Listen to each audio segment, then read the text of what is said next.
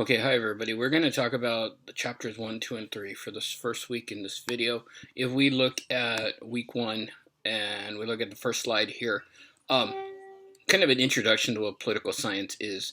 Now, when we talk about, politics and all that, term that's used, which is usually, used as a term to mean infighting and counterproductive power struggles that we all see here in our government. Um, uh, People tend to blame politicians on things, but politics is a fact of life. We have politics everywhere, whether it's work, school, um, home, a bunch of different things that kind of, in a sense, um, interact with our lives when we talk about the political process. Um,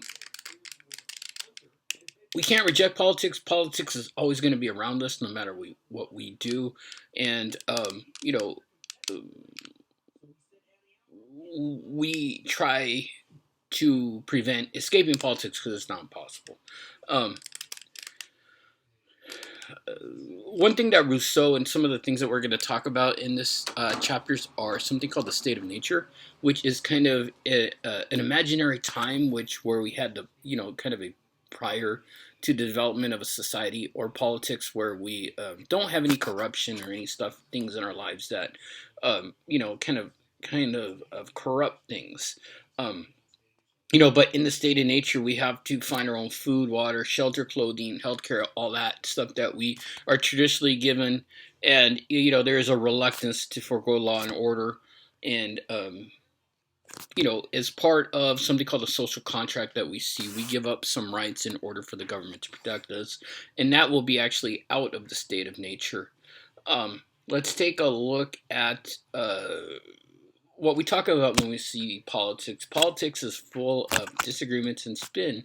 And, when we talk about political science, there's going to be an argument within this class whether or not it is a true science as compared to some of the physical sciences. But it does have some aspects that, the in a sense that the physical science follows as far as kind of the normative study with regards to, the scientific method, which can definitely be used in political science. We have descriptions, we have philosophy, and we also have political science, which is a set of trying to find out why things happen. Why don't people vote? Why do people join interest groups? Why does only 0.5% of the population actively participates in some type of political office? Um, so we're gonna go ahead and delve into a little bit, in detailed descriptions of each of these points. The political description is, we kind of have a concrete sense of what is part of our lives. A philosophy is the ability to see alternatives to a particular view or a particular judgment. Um, and we're going to also talk very much about ideologies and how ideologies work in our world. Let's go ahead and take a look at each of the chapters. Is always going to have an institutional, an ideational, and a rational material view of what we're going to talk about. So just keep your eyes on some of those terms when we go through the course of this uh, summer. And we're actually going to, here's a good synopsis of which each of these points rely on. So I'm going to want you guys to look at this table and kind of um, find out. So quantitative methods here in political science off definitely work. We can explore and look at polling data and use the scientific method to prove a hypothesis or disprove a hypothesis. And we also have qualitative methods. Let's go ahead and jump into chapter 2. And we talk about political philosophy.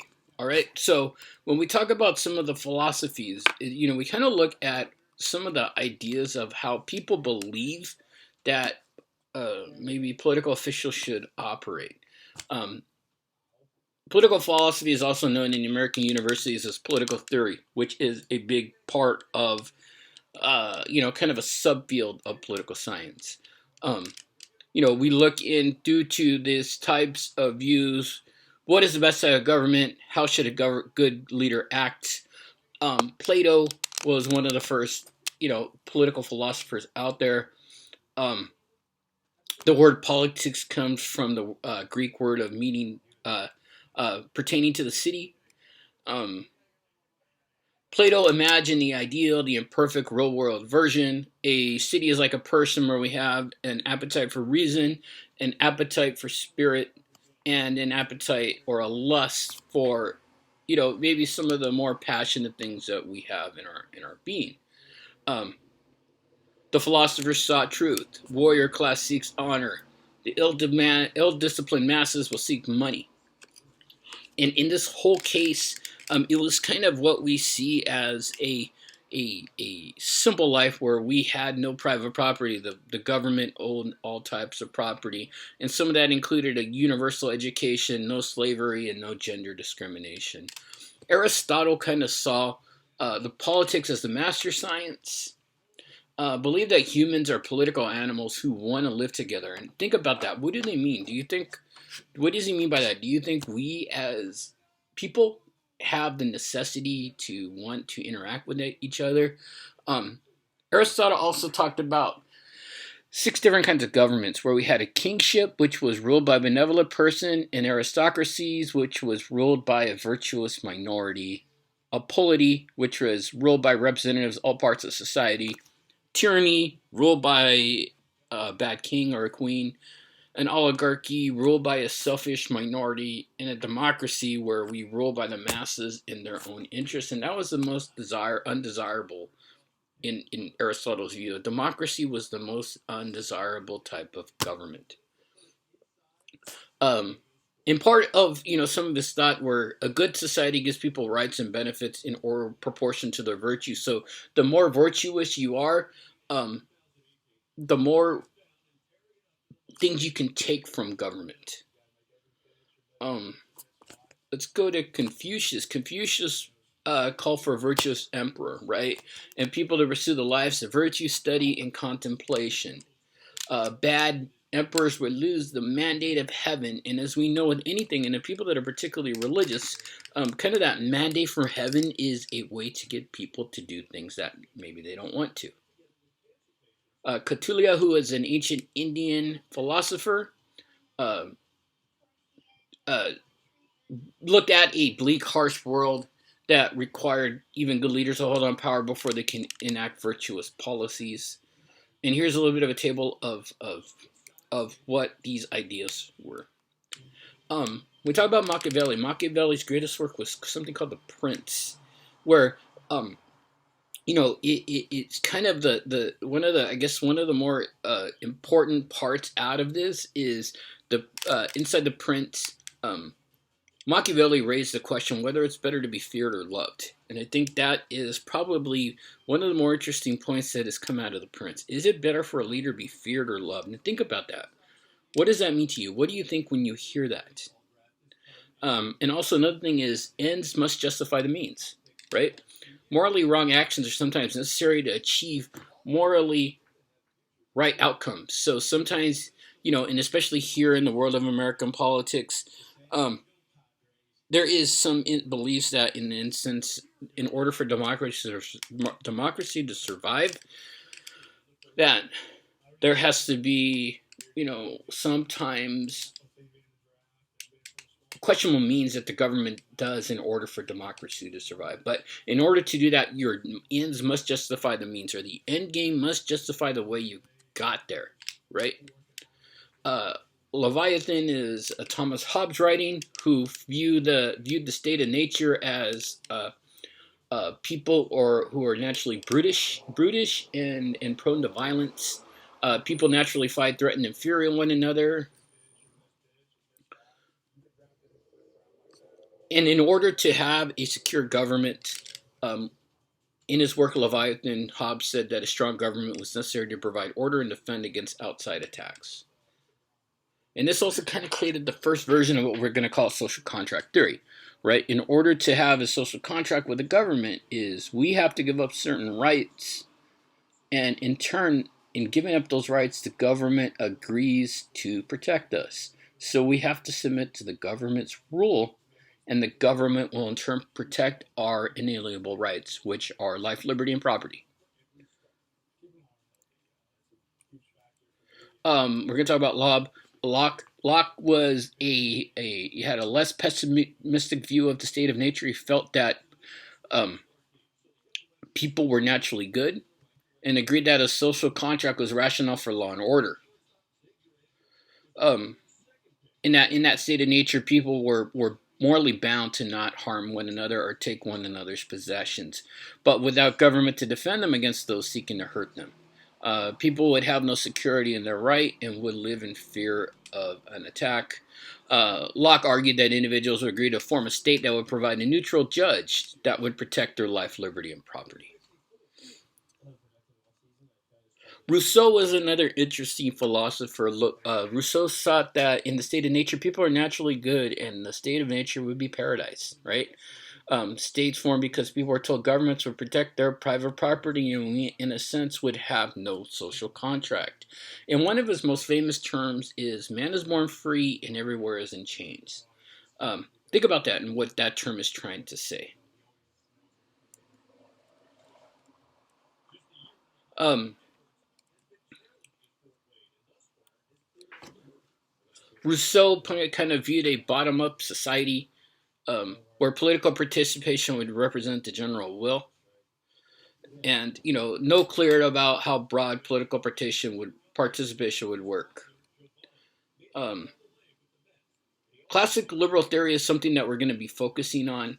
When we come back and talk about Rousseau, some of his problems in society would be inequality and oppression. As a result, participation in government would equal more equality. Um, and he came up with realist theory, where it's a form of political philosophy that attempts to explain, model, prescribe political relations, or maybe diplomacy among each other. It takes as its the assumption that power is, or it ought to be, the primary end of political action. We're going to talk about classic liberal theory, Marxism. Classic liberal theory focuses on the rights of individuals, such as private property and limited government.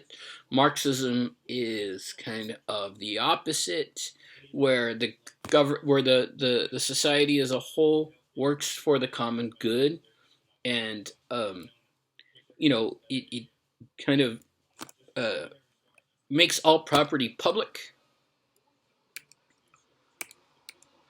Um, Classic liberalism is very much tied into what Locke's thinking was. Um, we get the concept of capitalism out of this type of thinking. Adam Smith's Wealth of Nations focused on the invisible hand theory, which was that free markets would produce a good society by itself, and market pressures would lead to hard work, innovation, and efficiency, which is kind of the cornerstone of capitalism. And that whole invisible hand, that a free market notion that competition to make money will channel everyone toward their most productive individual strengths, sorting people and resources to their best use, even without any government leadership or government intervention. So we are all supposed to do something that is within our talent, and we're supposed to be able to um, use that talent to be a contributor to society. In a sense, in a way, make as much money as we can as part of that.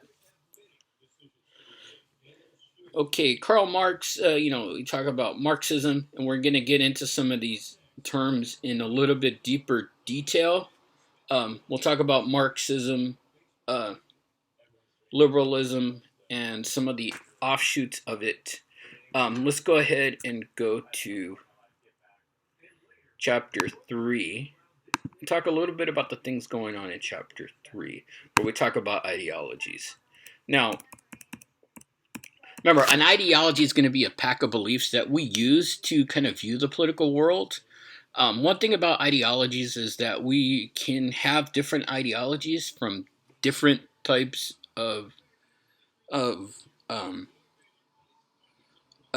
different types of other ideologies. You know what I mean? You could have conservative aspects of your ideology, you can have liberal aspects, and so on. Some of the things that aren't ideologies are political knowledge, political opinion, and political culture. Um, let's go ahead and take a look at some of these ideologies when we get through. Uh, liberal, um, when we talk about liberalism, we're going to go in from classic liberalism to modern liberalism and modern conservatism. Now, classic liberalism is very, very much like what modern conservatism is right now. Very different to what modern liberalism is. And we'll take a look at that. um, Liberalism, when we talk about the class, and in the classical sense, it's a defense of individual political liberties and an advocacy of capitalism, or advocacy of using free markets. Um, one of the fathers of classical liberalism is John Locke, and he said that we each had an inalienable right to life, liberty, and property. Also, free markets. Free markets are enough to encourage people to produce what they're most productive at producing. Allure of wealth really, kind of emphasizes that. Our fear of poverty also pushes us to being more productive in life, and economic liberty leads to productive society. Now, when we talk about negative liberty versus positive liberty, there are some differences that we can take a look at. Now, when we talk about ideology and when we look at what modern liberalism does, positive liberty is the capacity to develop one's talents and to pursue uh, opportunities, right? We need to reduce barriers and improve access to education, healthcare, reduce discrimination, and poverty. This is a lot like very similar to the modern liberalism that we have today. Um, we need to fund social programs by taxes or richer Americans. Um, Now, when we kind of get into the debate between negative liberty and positive liberty, um, usually negative liberty in the regular markets are now considered conservatism, and positive liberty is viewed through modern liberalism. A good illustration of modern liberalism would be FDR's New Deal. For those of you that have taken American history and have learned about FDR's New Deal, where government was expanded and grown, and in a sense, kind of made the government larger, which is contrary to what conservatism believes. When we talk about conservatism, um, something such as a religious right, libertarians, neoconservatisms draw very heavily on classical liberalism with a definite kind of focus on authority and traditionalism. Um, Trying to put forth the limited government, low tax, free market economic liberty that Ronald Reagan really tried to institute in the 80s, and George H.W. Bush tried to institute in the late 80s, early 90s.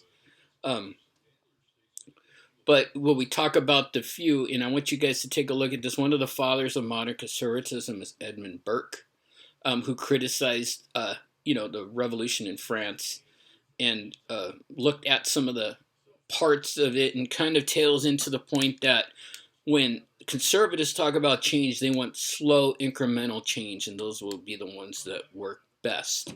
And in a sense, if we do something quick, it might scare people, because people are kind of resistant to sudden change.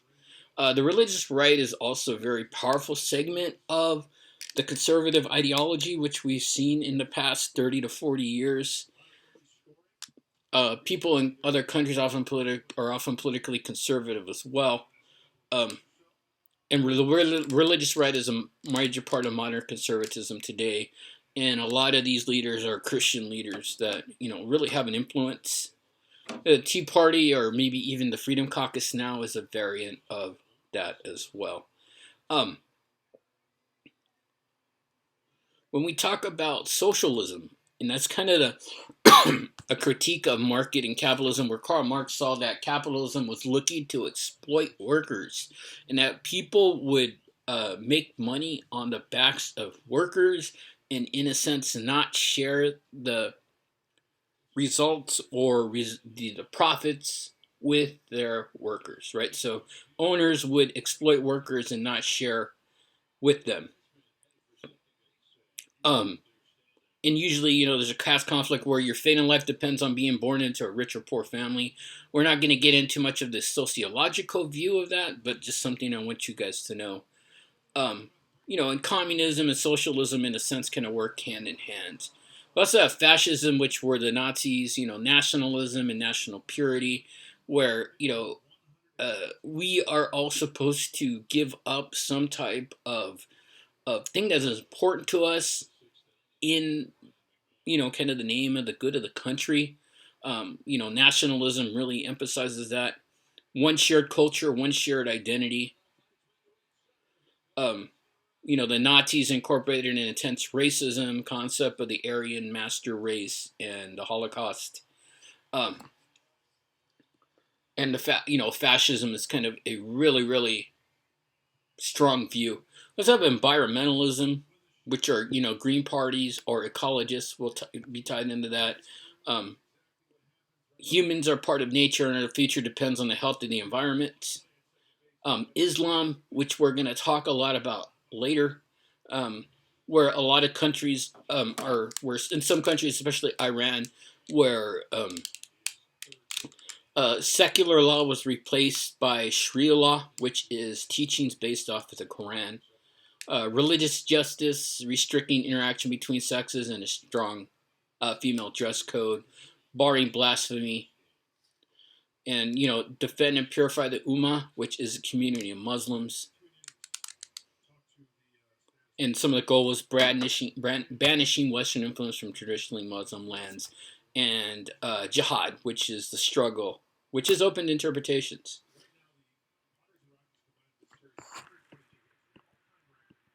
Okay, so that's what we got for the first three chapters. Make sure you read them. Make sure you look at the PowerPoint slides again. And if you have any questions, let me know. Okay, thanks a lot.